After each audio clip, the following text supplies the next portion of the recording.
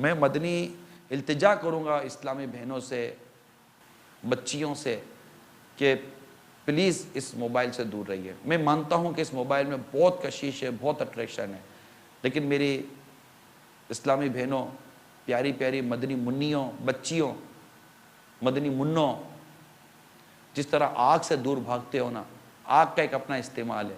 آگ پہ صرف کھانا پکایا جائے گا، آگ پر ہاتھ نہیں ڈالا جاتا۔ آگ کا استعمال کیا کرتے ہیں آپ؟ آگ سے کوئی کھیلتا نہیں ہے،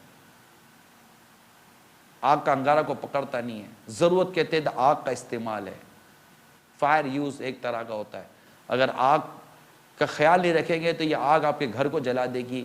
یہ موبائل یہ آگ ہی ہے، یہ کے کردار کو جلا دے گی، آپ کے اخلاق کو جلا دے گی، آپ کے گھر کے امن و سکون کو جلا کر راکھ کا ڈھیر بنا دے گا یہ موبائل فون۔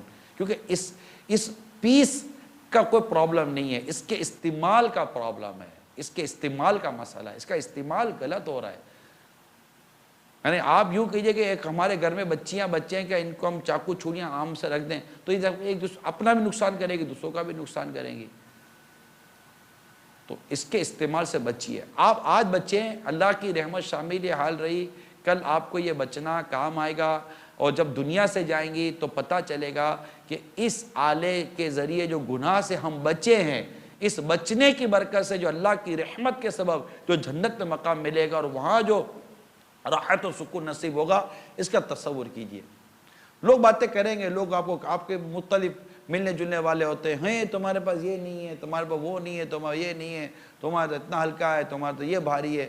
اب یہ ان باتوں میں آنے کے بجائے خود کو سمپل اور سادہ کر لیجئے، اور بہت ہی ضرورت کے تحت ایک چیز اپنے ساتھ رکھیے۔ جیسے لینڈ لائن ہوتی ہے، ٹیلی فون ہوتا ہے، تو پہلے بھی موبائل فون تھے لیکن اتنا اس کا نقصان نہیں تھا۔ اب موبائل فون کے نقصانات بڑھ گئے۔ ہم آپ کو موبائل فون سے نہیں روک رہے، موبائل فون کے نقصان سے روک رہے ہیں۔